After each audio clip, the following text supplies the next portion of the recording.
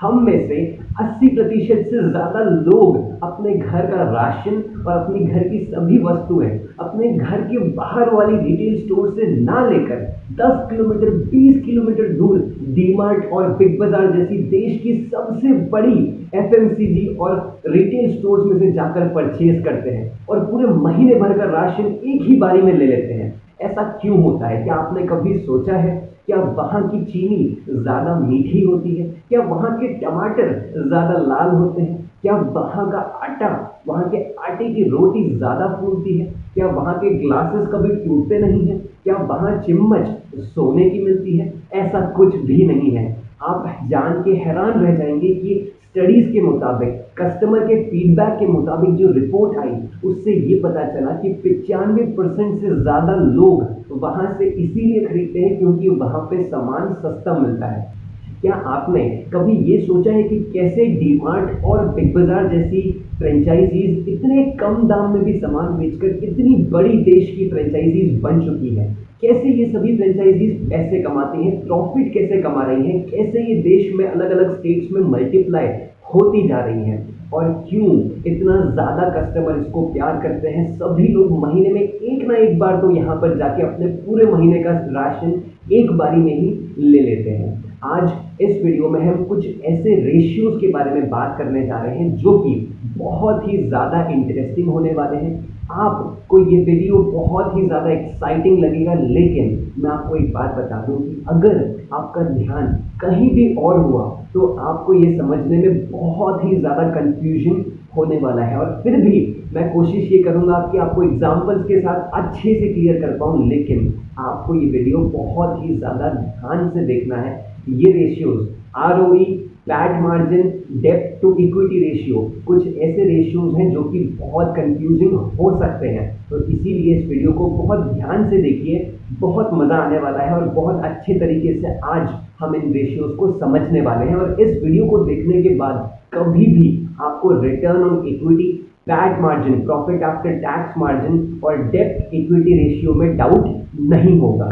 Video शुरू करने से पहले मैं आपको एक चीज़ बताना चाहूँगा कि अगर आप नए व्यूअर हैं, अगर आप एक ऐसे व्यूअर हैं जो कि सीधा सेशन 4 पर ही ड्रॉप हुए हैं, सीधा आपने सेशन 4 वैल्यू इन्वेस्टिंग पे ही क्लिक किया है, तो इससे पहले हमने 3 और सेशंस लाइव कर दिए हैं जिसमें हमने market cap, EPS, PE ratio, PV ratio, enterprise value, book value, dividends, promoter holding और फेस वैल्यू के बारे में जाना है। कैसे हम इन्वेस्टर प्रेजेंटेशंस को पढ़ते हैं, कहाँ से हमें ये चीज़ें मिलती है, कैसे हम डिफरेंट कंपनीज को कंपेयर करते हैं, ये सभी चीज़ें इन डिटेल में हमने पहले के 3 सेशंस में लाइव कर दिया है। तो अगर आप एक नए व्यूअर हैं, अगर आप एक नई ऑडियंस हैं जो कि सीधा 4th सेशन पे आई है, तो मैं आपसे कृपया विनती करता हूँ कि आप पहले लाइन बाय लाइन इस वीडियोस को देखिए, जिससे आपको सभी चीज़ें डिटेल में क्लियर हो पाए, जिससे आपका कोई भी टॉपिक बाउंसर ना जाए, आप सभी चीज़ों को अच्छे तरीके से समझ पाए। चलिए अब शुरू करते हैं हमारे पहले रेशियो से, जो कि है return on equity, ROE percentage. क्या होता है रिटर्न ऑन इक्विटी और कैसे ये हमें कंपनीज में हेल्प कर सकता है, फंडामेंटल एनालिसिस में हेल्प कर सकता है। अब आरओई, रिटर्न ऑन इक्विटी को समझने से पहले हमें ये समझना होगा कि इक्विटी क्या होती है। What is equity? इक्विटी यानी अगर आप कोई नया बिजनेस शुरू करना चाहते हैं, उसमें आप अपना खुद का पैसा इन्वेस्ट करते हैं या फिर अपने फ्रेंड्स का, अपनी फैमिली का पैसा इन्वेस्ट करते हैं, उनको बिजनेस की हिस्सेदारी देते हैं, आप उन्हें इंटरेस्ट के तौर पे पैसा लौटाने नहीं वाले हैं, आप उनको अपने बिजनेस की हिस्सेदारी देते हैं, तो उसे कहते हैं इक्विटी। डेब्ट क्या होता है? अगर आप किसी से लोन लेते हैं, कर्जा लेते हैं, अपने फ्रेंड से नहीं तो बैंक से अगर आप कर्जा लेते हैं, ये बोल कर कि आप 6 महीने में या साल भर में या 5 साल में या फिर 20 साल में उस लोन को इंटरेस्ट सहित लौटाने वाले हैं, तो वो हो जाता है डेब्ट। इक्विटी यानी कि कंपनी की हिस्सेदारी देना, डेब्ट यानी कि आपको उस अमाउंट को लौटाना है इंटरेस्ट रेट के साथ। तो ये होता है इक्विटी और डेब्ट में डिफरेंस। रिटर्न ऑन इक्विटी यानी कि आपने जो शेयर होल्डर से, जो आपने लोगों से पैसा लिया, उसके बदले में जो उनको इक्विटी दी, उस पैसे पे आपने बिजनेस रन करके कितना पैसा कमाया, उसे कहते हैं return on equity. Return on equity के 2 फॉर्मूले होते हैं और वो दोनों ही हम इन डिटेल डिस्कस करने वाले हैं, तो आप इसको बहुत ध्यान से सुनिएगा। पहला formula ROE is equals to net profit divided by average share holders equity.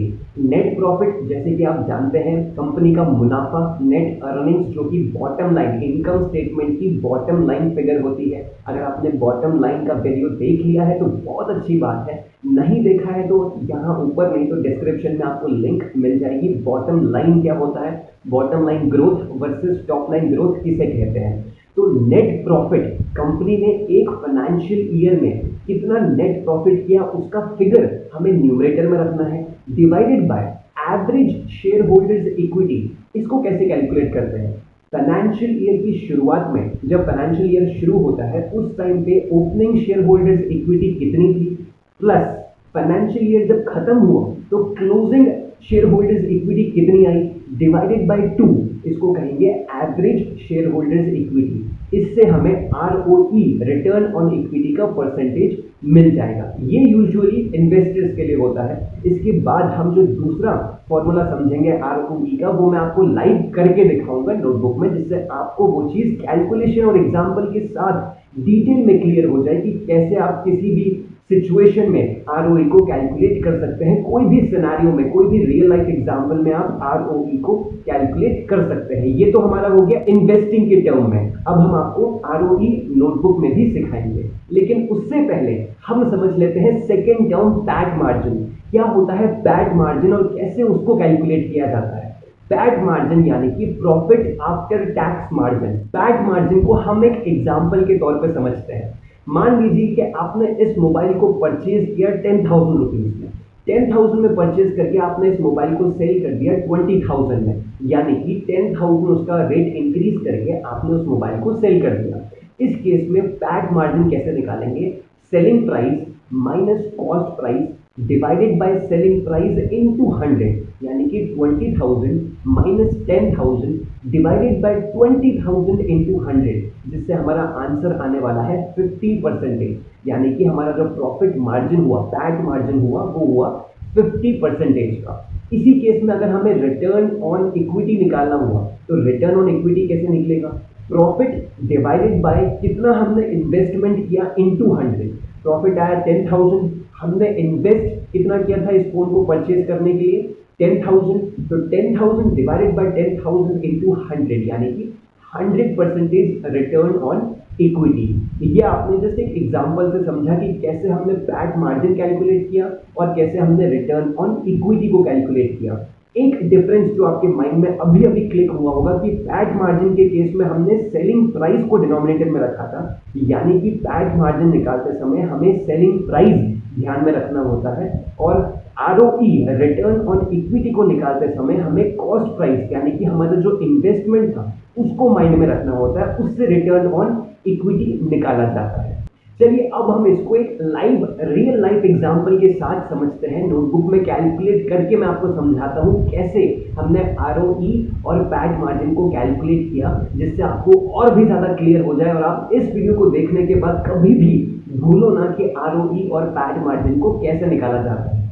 बहुत सारे इन्वेस्टर्स को और आप जैसे और हम जैसे लोगों को बहुत हद तक डाउट रहता है कि ROE और पैट मार्जिन को कैलकुलेट कैसे करते हैं, कैसे रियल लाइफ एग्जांपल्स में, रियल लाइफ सिनेरियो में इसको कैलकुलेट किया जाता है और कैसे किस तरीके से इसमें प्रॉफिट और कौन सा टर्म यूज़ किया जाता है। बहुत कन्फ्यूजन रहता है लोगों को, इसीलिए हमने सोचा कि क्यों ना इसको पेपर पे लाइव एग्जाम्पल पे करके आपको दिखाएं, जिससे आप कभी भी अपनी लाइफ में कभी भूलो ना कि कैसे रिटर्न ऑन इक्विटी और पैट मार्जिन को निकाला जाता है। तो वीडियो का ये पार्ट आप बहुत ध्यान से देखिएगा, जिससे आपको ये पूरा कंसेप्ट बहुत अच्छे प्रकार से क्लियर हो जाए। यहाँ पे हम दो लोगों के एग्जाम्पल से समझेंगे कि ROE और पैट मार्जिन कैसे निकाला जाता है, कैसे डीमार्ट और वॉलमार्ट और बिग बाजार जैसी बड़ी फ्रेंचाइजीज कम प्रॉफिट में भी सामान बेचकर ज्यादा रिटर्न ऑन इक्विटी जमा कर लेती है, कैसे ये फ्रेंचाइजीज देश की सबसे बड़ी फ्रेंचाइजीज बनती जा रही हैं। चलिए जानते हैं। एग्जाम्पल ले लेते हैं दो लोगों का। मान लीजिए ये है विनय और ये है श्याम। मान लीजिए दिन की शुरुआत में विनय के पास भी 1 लाख रुपीस हैं और श्याम के पास भी 1 लाख रुपीस हैं। दोनों ने, विनय ने भी और श्याम ने भी दिन की शुरुआत में 10-10 मोबाइल फोन्स ले लिए, यानी कि अपना जो इक्विटी उन दोनों के पास है उसको इन्वेस्ट कर दिया मोबाइल फोन्स लेने के लिए। अब एक मोबाइल फोन की जो कॉस्ट है, जो उसका कॉस्ट प्राइस है वो 10,000 रुपीज़ मान लेते हैं कि वन मोबाइल फ़ोन का प्राइस हो गया 10,000 रुपीज़। अब विनय ने भी 10 मोबाइल फ़ोन्स ले लिए और श्याम ने भी 10 मोबाइल फ़ोन्स ले लिए। मान लीजिए विनय जो मोबाइल फ़ोन सेल कर रहा था वो 15,000 की कर रहा था, 15,000 रुपीज़ में वो वन मोबाइल फ़ोन सेल कर रहा था। वहीं श्याम जो सेल कर रहा था वो 20,000 में कर रहा था एक मोबाइल फ़ोन सेल। अब श्याम क्योंकि ज़्यादा प्राइस में उसको सेल कर रहा था, इसीलिए श्याम ने डे के एंड में, यहाँ पे मैं लिख देता हूँ, डे एंड में श्याम ने 10 मोबाइल फोन्स को सेल कर दिया। यानी कि कुल मिला के श्याम के पास दिन के एंड में जो इक्विटी इकट्ठा हुई वो हो गई 2 लाख रुपीस की। अब वही मान लेते हैं विनय क्योंकि सस्ता बेच रहा था, इसलिए उसने, विनय ने बहुत कम समय में ही अपने 10 मोबाइल फोन्स को सेल कर दिया। तो उसके पास टोटल पैसे कितने जमा हो गए? 1,50,000। अब इस पैसे से उसने और 15 फोन परचेज कर लिए, यानी कि 15 मोबाइल फोन्स उसने और परचेज कर लिए इस 1,50,000 में से। तो अब उसके पास कोई भी इक्विटी नहीं बची, अब उसके पास और 15 मोबाइल फोन्स आ गए। अब इस 15 मोबाइल फोन को भी उसने 15,000 के रेट में बेच दिया, यानी कि 15 मोबाइल फोन्स 15,000 के रेट में, यानी कि 2,25,000 रुपीज अब विनय के पास आ गए। अब इस विनय ने 5 मोबाइल फोन्स और ले लिए, यानी कि 5 मोबाइल फोन का कॉस्ट आपको कितना पड़ेगा? 5 मोबाइल फोन्स का 50,000 रुपीज कॉस्ट प्राइस हो गया। अब 2,25,000 में से अगर हम माइनस कर देते हैं 50,000 रुपीज को, तो हमारे पास अमाउंट निकल के आ जाता है 1,75,000 रुपीज का, यानी कि विनय के पास 1,75,000 रुपीज हैं और 5 मोबाइल फोन्स हैं। अब इन 5 मोबाइल फोन्स को भी विनय ने 15,000 रुपीज में सेल कर दिए, क्योंकि विनय सस्ता सेल कर रहा था इसलिए वो ज़्यादा मोबाइल फ़ोन सेल कर पाया। इसलिए 15,000 के रेट से उसने 5 मोबाइल फोन्स दिन के एंड होने से पहले पहले सेल कर दिए, यानी कि 75,000 रुपीज़ उसके पास और दिन के एंड में आ गए। अगर इसको टोटल हम करें तो दिन के एंड में विनय के पास जो टोटल अमाउंट है वो हो गया 2,50,000 रुपीज़ का, और वहीं श्याम के पास जो डे एंड में टोटल अमाउंट बचा है वो 2 लाख रुपीज़ का है।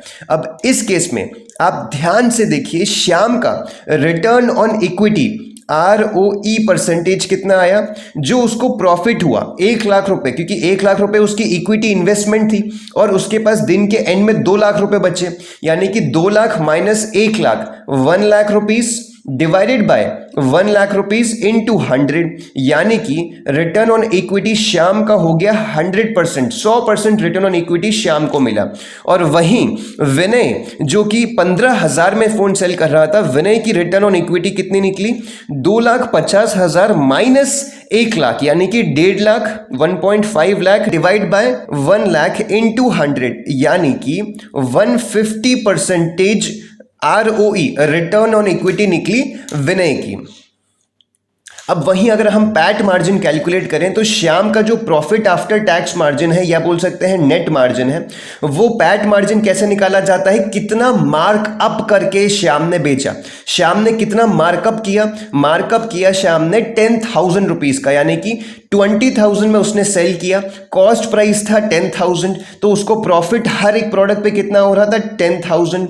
और जैसे हमने पढ़ा कि पैट मार्जिन हमेशा सेलिंग प्राइस पे निकलता है, सेलिंग प्राइस है श्याम का 20,000, तो यहाँ पे हमने लिख दिया 20,000 इंटू 100, क्योंकि ये मार्जिन है इसलिए हमने 100 से गुणा कर दिया, तो इसका वैल्यू आ गया 50% पैट मार्जिन के हिसाब से श्याम अपने प्रोडक्ट्स को सेल कर रहा था, जहाँ पे प्रॉफिट मार्जिन श्याम का ज़्यादा है। अगर हम विनय के केस में प्रॉफिट मार्जिन निकालें तो विनय का जो प्रॉफिट मार्जिन होगा वो मार्कअप कितना हुआ? मार्कअप यानी कि सेलिंग प्राइस 15,000 और मार्कअप कितना किया? विनय ने 5,000 रुपये मार्कअप करके अपने मोबाइल फोन को सेल किया, यानी कि 5,000 rupees divided by selling price 15,000 rupees into 100, यानी कि 33.3% विनय का पैट मार्जिन आ गया। पैट मार्जिन विनय का आया 33.3%। और वहीं अगर हम यहाँ पे देखें श्याम का जो पैट मार्जिन आया वो आया 50%।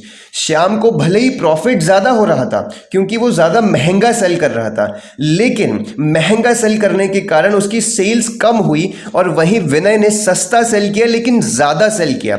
अब ज़्यादा सेल करने पे प्रॉफिट मार्जिन तो कम था एक सेल के पीछे, लेकिन उसको कुल मिला के अपनी लागत पे जो वापस रिटर्न मिला वो दिन के एंड में ज़्यादा मिला। 150% का उसको रिटर्न ऑन इक्विटी मिला। एक बिजनेस वही अच्छा होता है जो कि कम लागत पे ज़्यादा रिटर्न दे। एक बिजनेस तब अच्छा नहीं कहलाएगा कि माल को ज़्यादा महंगा बेचे। महंगा बेचना एक प्रॉफिटेबिलिटी नहीं होती। महंगा बेचना सक्सेसफुल बिजनेस नहीं कहलाता। सक्सेसफुल बिजनेस वो होता है जो कि कम लागत में ज़्यादा रिटर्न्स आपको लाके दे, जो कि ज़्यादा दिन के एंड में, या बिजनेस जब फाइनेंशियल ईयर एंड होता है तो उसकी एंड में कौन ज़्यादा रिटर्न ऑन इक्विटी या फिर रिटर्न ऑन कैपिटल एम्प्लॉयड देता है, उसी को कहते हैं कि वो बिजनेस ज़्यादा प्रॉफिटेबल है, उसके ग्रोथ एस्पेक्ट्स और अच्छे हैं और उसमें इन्वेस्ट करने के लिए हम सोच सकते हैं। तो इस प्रकार से आप पैट मार्जिन और आरओई परसेंटेज को कैलकुलेट कर सकते हो। अगर तो आपको इसको समझने में इशू हुआ या फिर कोई दिक्कत आ रही है तो आप फिर से इसी एग्जाम्पल को देखिए। मैं आशा करता हूं ज़रूर आपको ये चीज़ें समझ में आ जाएंगी। आशा करता हूं कि अब आपको आरओई एंड पैट मार्जिन अच्छी तरीके से क्लियर हो गया होगा। सभी डाउट्स आपके आरओई एंड पैट मार्जिन को लेकर क्लियर हो गए होंगे। अब हम इसको लाइव टिकर पेनोलॉजी की वेबसाइट में जाकर समझते हैं कि कैसे कंपनीज के अलग अलग आरओई परसेंटेज होते हैं, कैसे कंपनीज कम प्रॉफिट मार्जिन में भी ज़्यादा रिटर्न ऑन इक्विटी कमाकर बहुत अच्छी बिजनेस को रेज कर देती है, कैसे डीमार्ट कम से कम प्रॉफिट मार्जिन में ज़्यादा सेल्स वॉल्यूम ला पाता है और उस ज़्यादा सेल्स वॉल्यूम के कंपैरिजन में वो ज़्यादा सप्लायर से रेट को नेगोशिएट करके कंज्यूमर को और कम दाम में दे पाता है, जिससे उसकी सेल्स की वॉल्यूम इंक्रीज हो जाती है। चलिए इसको लाइव समझते हैं। अब हम कुछ लाइव एग्जाम्पल से समझते हैं कि रिटर्न ऑन इक्विटी आप कैसे देख सकते हो। आप यहाँ पर कंज्यूमर फूड का पेज ओपन है आपके लिए, जो कि आप सेक्टर्स में जाकर कंज्यूमर फूड का सेक्टर आप सर्च कर सकते हो। आप कोई भी सेक्टर आप देख सकते हो। वहाँ पे एग्जाम्पल के तौर पे हम ले लेते हैं मैरिको। मैरिको का अगर हम कंपनी डिटेल्स देखें, कंपनी एसेंशियल्स देखें, तो यहाँ आप देख सकते हैं डेप्थ 142 CR का है, सेल्स ग्रोथ इतना आपको दिख रहा है, और यहाँ पे आरओई जस्ट सेल्स ग्रोथ के बगल में आपको रिटर्न ऑन इक्विटी परसेंटेज दिख जाएगा। आप ध्यान दीजिएगा, जहां पर मार्केट कैप बहुत ज़्यादा है, इस केस में 71,000 CR का मार्केट कैप है, और डेप्थ उसके कंपैरिजन में बहुत ही कम है, 142 CR का है। तो उस केस में आपको यहां पर डेप्थ टू इक्विटी रेशियो भी दिख जाएगा। जो भी कंपनीज बहुत ही कम डेप्थ टू इक्विटी रेशियो की होती हैं, उस केस में ही आपको आरओई परसेंटेज देखना है, और इस केस में 37.69 कंपनी का ROE return on equity percentage है, जो कि बहुत अच्छा माना जा सकता है। इस केस में मैं इस कंपनी का और डिटेल स्टडी करना चाहूंगा, और उस केस में जिसमें डेप्थ बहुत ज्यादा है तो वहां पे आपको आरओई नहीं देखना होता, वहां पे आपको आरओसीई चेक करना होता है। जिस कंपनी का डेप्थ बहुत ही ज्यादा है, डेप्थ टू इक्विटी रेशियो भी बहुत ज्यादा दिखा रहा है। अब ये ऐसा क्यों होता है, ये हम आगे पेपर स्टडी में समझने वाले हैं इसी वीडियो में। ऐसे ही आप इनके पीयर्स के भी आरओई परसेंटेज यहां पर चेक कर सकते हैं। जैसे कि आप देखिए जुबिलिएंट फूड वर्क्स, जो कि बहुत अभी पॉपुलर कंपनी, पॉपुलर स्टॉक चल रहा है, जिसका प्राइस अभी करंट मार्केट शेयर प्राइस 3,922 का है। ये बहुत ट्रेंड में चल रहा है स्टॉक अभी 17 नवंबर 2021 को। इसका रिटर्न ऑन इक्विटी 17% है। वहीं हम अगर रोची सोया की बात करें तो 18.32 आरओई परसेंटेज के साथ अभी ये डील कर रहा है। कुछ कंपनीज ऐसी भी होती हैं जो कि नेगेटिव रिटर्न ऑन इक्विटी दिखाती हैं, यानी कि उसकी इन्वेस्टमेंट पे उसको अपने इन्वेस्टमेंट तक का ही रिटर्न नहीं मिल पा रहा है, उल्टा लॉस में जा रही है कंपनीज। तो ऐसा भी कंपनीज का एग्जांपल आपको देखने को मिलेगा। अब जैसे हमने बात करी डेप्थ टू इक्विटी ऐसा क्यों होता है, वो हम डिटेल में समझते हैं। तो जैसे कि आपने एग्जाम्पल से समझा कि ऐसी फ्रेंचाइजीज, ऐसे सुपर स्टोर्स सामान को सस्ते से सस्ता बेचकर, कम से कम प्रॉफिट मार्जिन में बेचकर अपनी सेल्स की वॉल्यूम को जितना ज़्यादा इंक्रीज करते हैं और उसके बाद वो सप्लायर से डील करके अपने माल का रेट कम करवाते हैं और ज़्यादा कंज्यूमर्स को डिस्काउंट देते हैं, जिसकी वजह से कंज्यूमर और कहीं से सामान लेने के लिए सोच ही नहीं सकता और हम वहीं से सामान लेने जाते हैं, जिसकी वजह से उनकी सेल्स वॉल्यूम इंक्रीज होती है और ओवरऑल रिटर्न ऑन इक्विटी का परसेंटेज उनका इंक्रीज हो पाता है। अब आप ये बात जानते हैं कि बिजनेस में कम से कम पैसा लगाकर ज़्यादा से ज़्यादा पैसा बनाना ही एक बिजनेस की खासियत होती है, एफिशिएंसी होती है। तो इसी प्रकार से बिजनेसेस ज़्यादा ROE परसेंटेज ला पाते हैं कम पैट मार्जिन पे। जैसे कि आपने वीडियो की शुरुआत में समझा, डेब्ट यानी कि किसी से कर्जा लेना, लोन लेना और उसके बदले तो उसको वो अमाउंट एक X ड्यूरेशन में, एक N नंबर ऑफ मंथ्स या फिर ईयर्स में लौटा देना इंटरेस्ट रेट के साथ। तो डेब्ट जब कंपनीज लेती हैं तो वो डेब्ट कंपनीज लेने के बाद ROE, रिटर्न ऑन इक्विटी को भी इंक्रीज कर देती है। ये बहुत इन्वेस्टर्स गलती करते हैं इन्वेस्टमेंट के समय पे कि ROE को ज़्यादा देखकर वो कंपनी को अच्छा समझ लेते हैं। अगर कंपनीज डेब्ट लेती हैं और कंपनी का बिजनेस नहीं चलता है तो उस केस में बहुत सारी कंपनीज बंद भी हो जाती हैं। तो कंपनीज डेब्ट लेकर भी अपना ROE, रिटर्न ऑन इक्विटी का परसेंटेज बढ़ा लेती है। अब ये कैसे होता है ये मैं आपको लाइव करके दिखाऊंगा, चलिए चलते हैं। अब हम लाइव एग्जाम्पल के साथ ये समझने वाले हैं कि कैसे कंपनीज डेप्थ लेकर अपना ROE percentage, return on equity percentage को इंक्रीज कर देती है। हम दो केस लेंगे।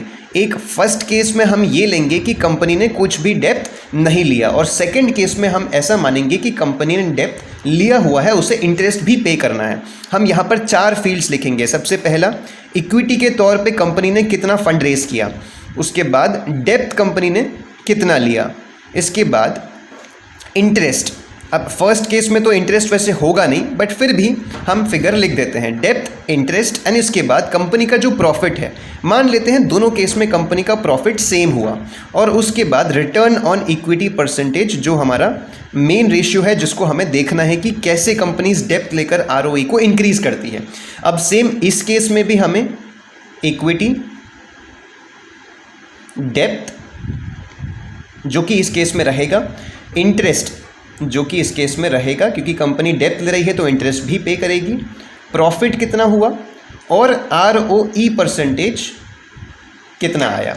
इस केस में मान लेते हैं कंपनी ने 100 CR का फंड रेज किया, डेप्थ कंपनी ने कोई भी नहीं लिया था, 0 करोड़, इंटरेस्ट आएगा नहीं क्योंकि डेप्थ लिया नहीं है, प्रॉफिट मान लेते हैं 20 CR हुआ है दोनों केसेस में, तो 20 CR का प्रॉफिट हुआ, इक्विटी रेज करी थी 100 CR की, तो ROE परसेंटेज यानी कि प्रॉफिट डिवाइडेड बाय इन्वेस्टमेंट कितना किया इनटू 100, यानी कि 20 करोड़ का प्रॉफिट हुआ डिवाइडेड बाय 100 करोड़ जो उन्होंने इन्वेस्ट किए थे इनटू 100, यानी कि 20% इनका return on equity first case में आ गया, फर्स्ट कंपनी का। सेकेंड कंपनी की बात करें, इक्विटी जो उन्होंने रेस करी वो करी 50 CR मान लेते हैं, डेप्थ उन्होंने लिया 50 CR का जो कि 6% इंटरेस्ट रेट के हिसाब से लिया, यानी कि उनको 3 करोड़ का डेप्थ भी पे करना है, और इसके बाद प्रॉफिट जो उनको हुआ 20 CR वही इनको भी हुआ, लेकिन 20 CR में से उन्होंने 3 CR का इंटरेस्ट पे कर दिया, तो हम यहाँ पर क्या लिखेंगे 17 CR। बिल्कुल सही समझा आपने, 17 CR का प्रॉफिट यहाँ पे आ गया क्योंकि 3 CR उनको इंटरेस्ट भी पे करना है। तो रिटर्न ऑन इक्विटी इस केस में क्या आएगी, 17 करोड़ का तो उनको प्रॉफिट हुआ डिवाइडेड बाय इक्विटी 50 करोड़ का जो उनका खुद की लागत लगी थी, जो उनका इन्वेस्टमेंट लगा था, क्योंकि ये पैसा तो उनका है नहीं, ये तो उन्होंने डेप्थ से लिया। इक्विटी के तौर पे जो उन्होंने खुद का पैसा लगाया या फिर अपने हिस्सेदारी देकर जो पैसा लिया वो 50 करोड़ का इनटू 100, यानी कि 34% इनका रिटर्न ऑन इक्विटी आ चुका है, जो कि आप देख सकते हैं डेप्थ के केस में कंपनी का रिटर्न ऑन इक्विटी आया 34%, कम लागत में ज़्यादा रिटर्न, कम लागत में ज़्यादा प्रॉफिट, जिसकी वजह से रिटर्न ऑन इक्विटी ज़्यादा आ गया, और यहाँ पे ज़्यादा लागत पे रिटर्न उतना ही, इसीलिए ROE इस केस में कम दिखा रहा है। अब बहुत कंपनीज ऐसा करती हैं कि ज़्यादा डेप्थ लेकर ROE परसेंटेज को इंक्रीज़ कर लेती हैं, जिस वजह से अगर कोई भी इशू से बिजनेस 1-2 साल नहीं चल पाता तो ये जो इंटरेस्ट का पैसा है जो उनको चुकाना है वो उनसे पे नहीं हो पाता है, जिसकी वजह से बहुत कंपनीज बंद हो जाती हैं। और वहीं इस केस में अगर कोई डेप्थ नहीं है, कोई इंटरेस्ट नहीं है, इस वजह से अगर बिजनेस नहीं भी चलता है तो भी यहाँ पर कंपनी बंद होने के चांसेस नहीं होते हैं। तो इसीलिए आपको ये चीज़ें बहुत ध्यान से देखनी है। जिस कंपनी का डेप्थ है उस कंपनी के केस में ROE परसेंटेज आपको नहीं देखना है, उस कंपनी के केस में आपको ROCE, return on capital employed, आपको ROCE चेक करना है। इंस्टेड ऑफ ROE आपको ROCE चेक करना है। तो ऐसे आपने समझा कैसे कंपनीज डेप्थ लेकर अपना ROE परसेंटेज बढ़ा लेती हैं। तो अब आपने जाना कैसे कंपनीज डेप्थ लेकर अपना ROE, return on equity percentage बढ़ा लेती है और इन्वेस्टर्स इस चीज में मात खा जाते हैं और जल्दबाजी में वो गलत इन्वेस्टमेंट कर बैठते हैं। तो यहाँ पर भी आपको ध्यान देना है। आज हमने समझा रिटर्न ऑन इक्विटी के बारे में, PAT margin, profit after tax margin के बारे में, एंड हमने डेप्थ टू इक्विटी रेशियो। अब डेप्थ के बारे में तो हमने समझ लिया। डेप्थ टू इक्विटी रेशियो यानी कि ये रेशियो जितना कम हो या फिर जीरो हो उतना ज्यादा अच्छा। आप देखेंगे जो भी प्रॉफिटेबल कंपनीज हैं, जो भी बहुत अच्छी कंपनीज हैं, उनका डेप्थ टू इक्विटी रेशियो 0.01 या फिर 0.12 इतना ही होता है, उससे ज्यादा नहीं होता। ये कंपनी बहुत ही कम, ना के बराबर ही डेप्थ रखती है, वो डेप्थ कभी लेती ही नहीं है। बहुत सारी कंपनी ज्यादा डेप्थ लेकर एक टाइम पे उसको पे ऑफ नहीं कर पाती, जिसकी वजह से वो कंपनी का फोरक्लोजर हो जाता है।